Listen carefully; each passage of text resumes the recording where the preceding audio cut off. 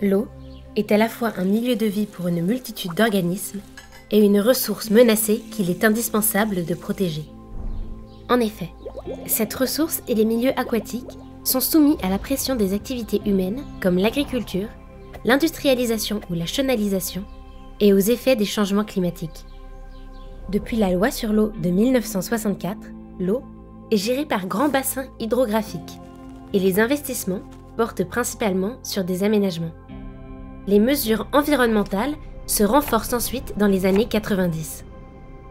La directive cadre européenne sur l'eau, DCE, est créée en 2000, puis traduite en loi LEMA en 2006.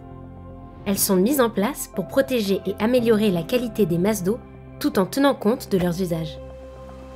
La DCE s'applique aux cours d'eau, plans d'eau, eaux de transition, eaux côtières et eaux souterraines.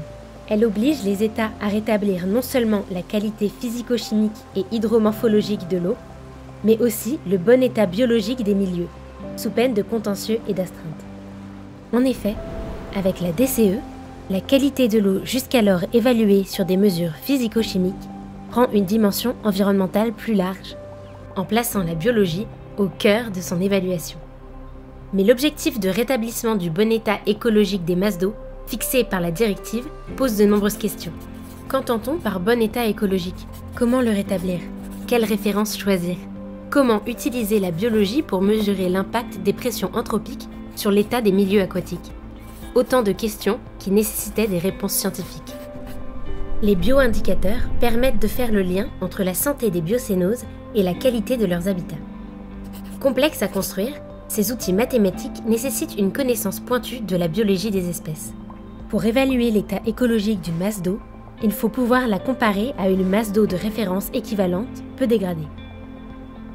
Les scientifiques observent alors 4 grandes familles, constituantes majeures des biocénoses aquatiques.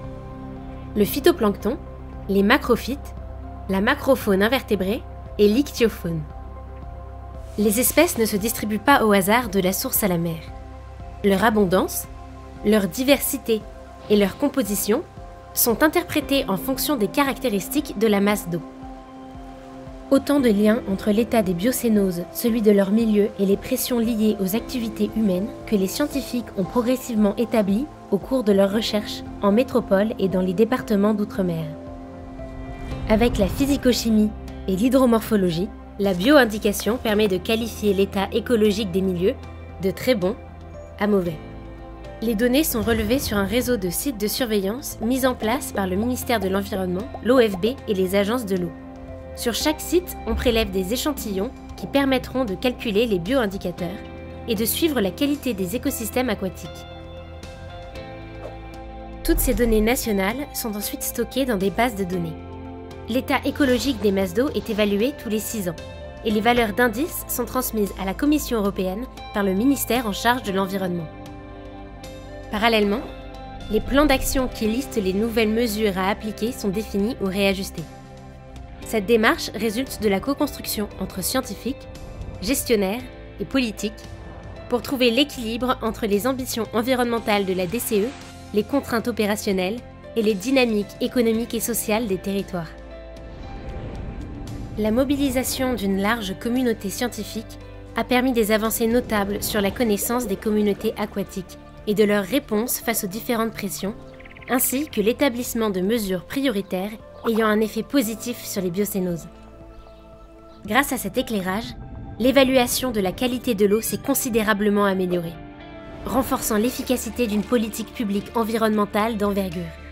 Cependant, la science ne se substitue pas à la décision et à l'action, qui restent du ressort des décideurs publics. Du côté des scientifiques, ce sont des centaines d'articles publiés, des dizaines de thèses financées, des formations déployées, des recrutements et de nouvelles questions de recherche qu'a permis la collaboration entre sciences et politique publique.